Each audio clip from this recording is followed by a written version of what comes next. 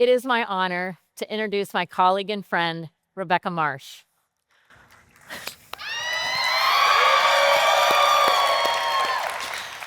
Rebekah embodies the blending of art and science in nursing and in nursing education. She has been a critical care nurse for 18 years and is currently a clinical nurse educator for acute care telemetry at Harborview Medical Center, University of Washington Medicine in Seattle.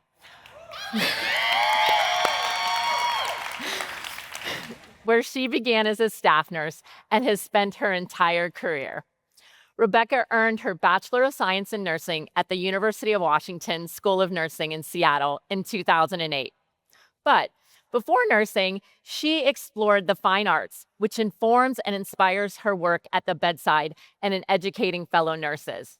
In fact, Rebekah's ECG courses include references to classic paintings and kinetic dance movements to help learners better understand and interpret ECGs. She can find art in anything. As a BSN-trained nurse, artist, and educator, Rebekah's mission is to empower direct care nurses to lead practice improvements from the bedside. And as an alumna of AACN's Clinical Scene Investigator, our CSI Academy, she has had the opportunity, tools, and resources to implement process improvements. As she continues to pay that forward by mentoring clinical staff nurses who pursue evidence-based practice and nurse-led quality improvement projects. Here now, please welcome my friend and AACN President-elect Rebekah Marsh.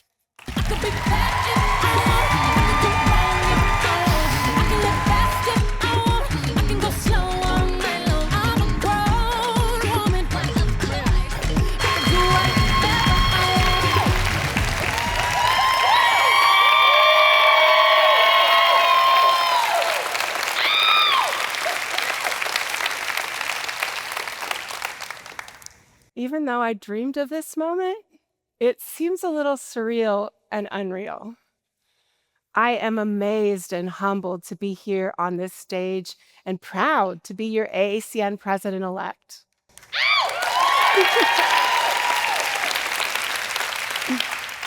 We all have a unique origin story of how we found our way to where we are. Here's mine. Our family farm was down a long gravel road. I walked barefoot everywhere, climbed trees, swam in creeks, and danced naked in the summer rain.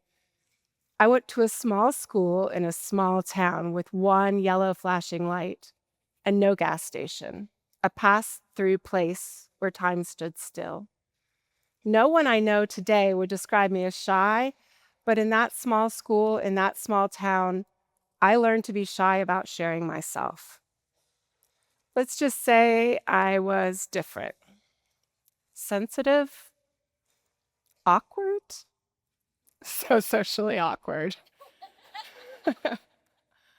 A little lonely in the wilderness and searching for connection, but not knowing how to connect for others. My sense of place, of being rooted to the earth, valuing my environment and craving community, despite being a legit introvert.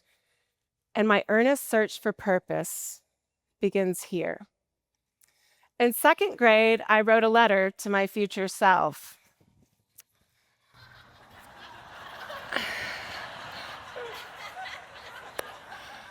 It was a time capsule message, and yes, when I opened it, I was a nurse.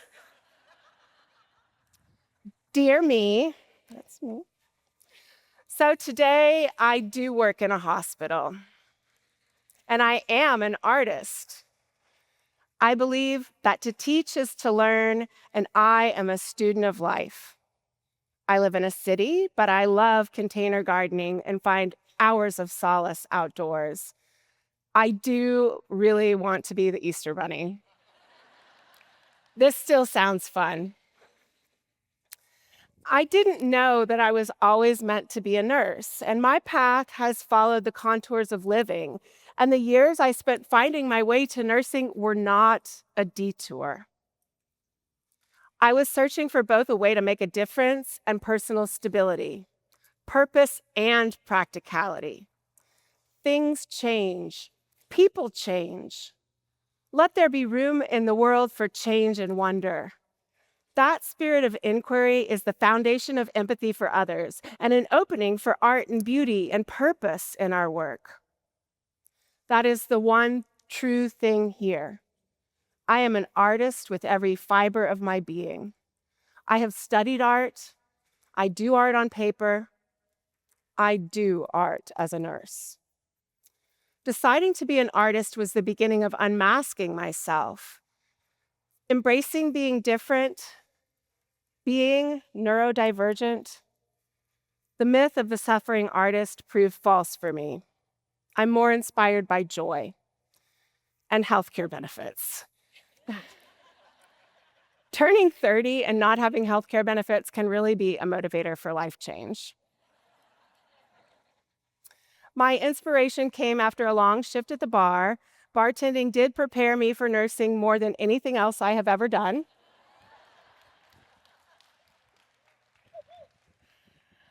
I was watching a late night television commercial. Maybe you remember these Johnson & Johnson commercials.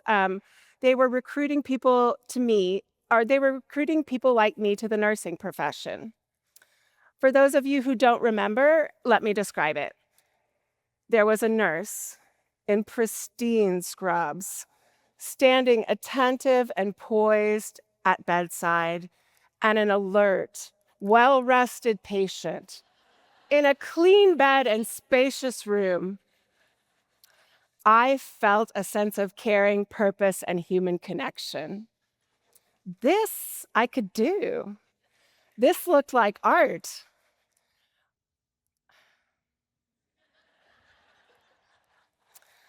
On my first day as a nurse, I was told new grads don't belong in this clinical space. When I asked a question, they replied, "You don't know that already?" When I cried on a shift, I was asked, "Is this the path for you?" Perhaps I was too sensitive, and maybe not everyone is cut out for this. In a profession defined by its caring, was I too caring? I almost walked away from nursing. Maybe my second grade self was right. The hospital world is not for me. But I stuck it out, and I proved them wrong. To survive, I put on the mask of an ICU nurse. The mask that we sometimes wear to do the important but difficult work that we do. It's also a mask that I've worked to remove so that I could be the kind of nurse that I always imagined that I would be. It's a mask of false courage, a construct to put others at ease, and to keep my tender heart safe, to guard against the very burnout that the mask came to represent. This is one way we acquire unhealthy coping behaviors, and then we teach those behaviors to others. It's time to break that cycle. Burnout.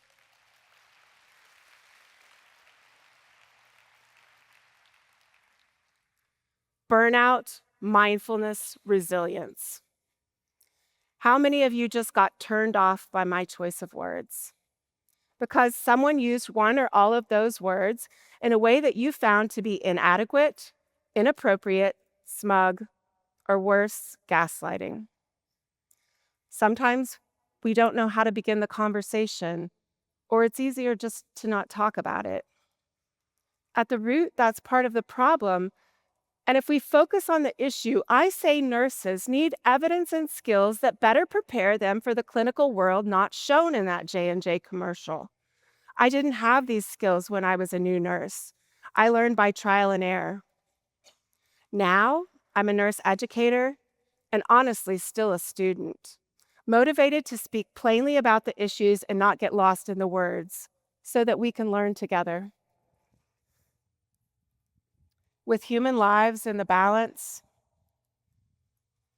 moral distress is a terrible but expected professional risk, even within an ethical and well-resourced practice.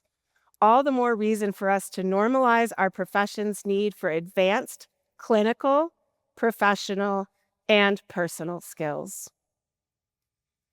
Moral distress is not human frailty, not personal failure. It's a sign of caring. We all came here to get today by a different path, bringing our unique experiences and our humanity to the profession. We can simultaneously elevate nursing care through evidence-based standards and bring it to life through the art of individualized caring practice. It isn't about having a superpower or being born to be a nurse. Artists are not necessarily gifted with innate talents, but undertake a practice that is meant to last a lifetime. It is not about faking it until you make it. Practice it until you become it.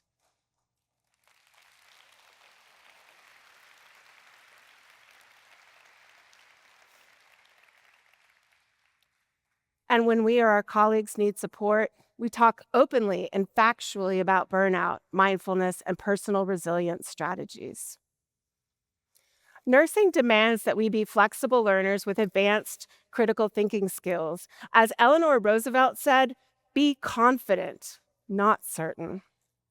In a sense, that's how I ended up here on this stage.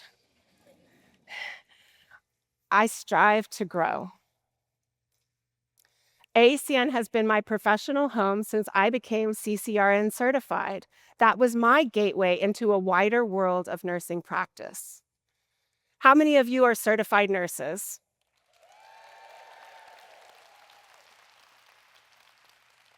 Congratulations. Maintaining my CCRN for over a decade remains one of my proudest accomplishments as a nurse. And I'm certified because another certified nurse, my clinical nurse specialist, Dr. Patricia Blissett, encouraged me. Yeah. Certification represents not only my advanced specialty knowledge, it connects me to my community of specialty nurses. I did not get here alone. Pat convinced me to teach my first lecture, and it was Pat who helped me complete the AACN Clinical Scene Investigator, or CSI, Academy application. I am proud to be the first AACN President-elect to be a CSI Academy alum.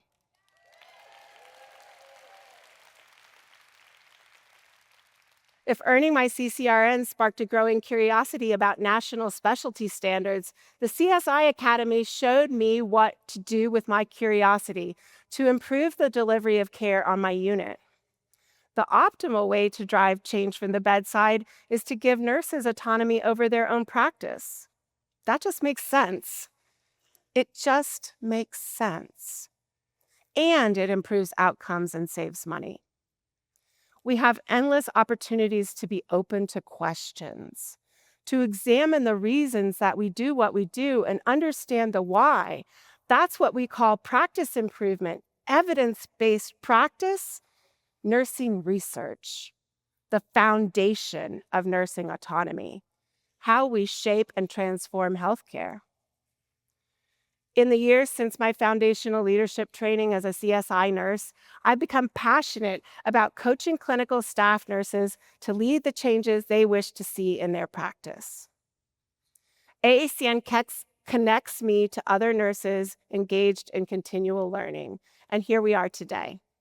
That electric feeling of being in a room full of nurses who are curious. I may have joined AACN for certification and stayed for the educational content, but I am passionate about my AACN community because we learn and grow together. I have seen the power and magic in this community, from certification to CSI to NTI and networking. I found purpose in volunteering for AACN. I was so excited when I was elected to the AACN Board of Directors, like I was elected the Easter Bunny excited. It was the spring of 2020. Do you remember the spring of 2020? Yeah. Before I even started my term, I had a personal crash, a little global pandemic crash. Moral distress I could not resolve. Burnout, that word again. But let's be real. At the end of many days, and sometimes at the start, I wasn't sure nursing was still a good idea.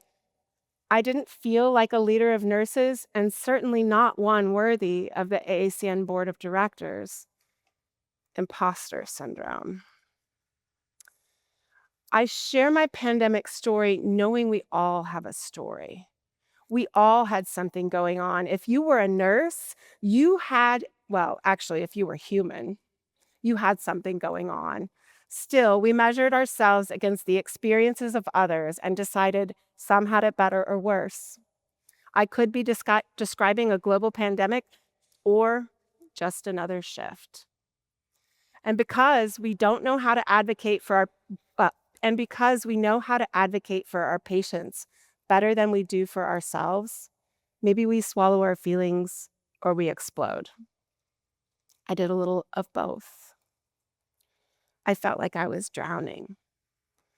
That kind of vulnerability doesn't feel like a strength. And I'm still processing that experience.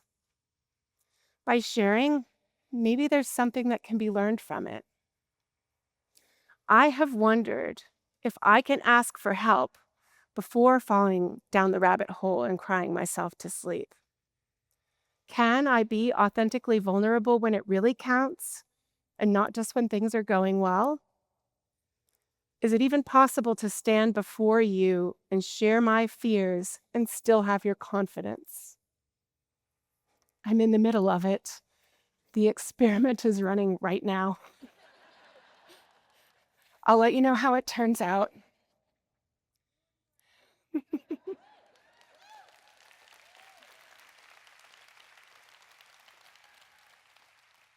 We learn, we grow, we get better. My godfather, Wendell Berry, is an amazing poet and environmental activist. He says, it's not from ourselves that we will learn to be better than we are. I didn't get here alone, and I can't go where I'm headed alone. The peer support that I receive from my colleagues is an essential balance to the daily challenges we face in healthcare. We can't wait for big celebrations that are too few and far between. And this is why I love education, because I get to create small moments of shared learning and joy. Isn't that why we all gather here together at NTI? To learn and share and seek the catalyst that will revitalize our nursing practice? We find intentional joy through collaborative pursuit of practice improvement. Through the wisdom and examples of others, we find our best selves. Others can help us carve our path and follow it. And in community, we can inspire a shift in culture, a transformation of practice that will build the healthcare system that we envision, driven by the needs of patients and families, where acute and critical care nurses make their optimal contribution.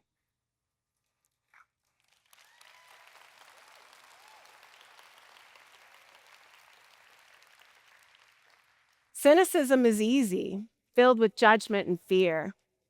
Creativity is about choosing curiosity over fear. To be authentic leaders, we need to foster and maintain the healthiest work environments. And it starts with each of us, claiming and owning our own potential to design the future that nurses and patients deserve. To stop projecting our past experiences on the future workforce and make space for them to join us at the table.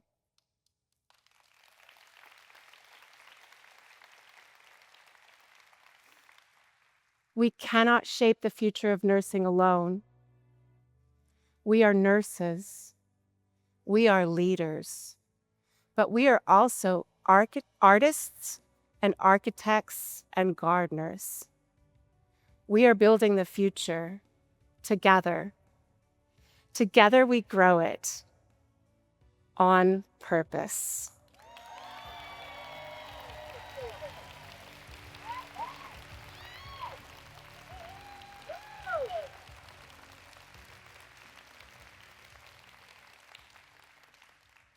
Join me in a year of intentional practice as we center on the AACN theme, on purpose. On purpose, we can take the joy we cultivate at NTI and continue to spread that joy with our colleagues, with our patients, with our families, and with each other. Thank you.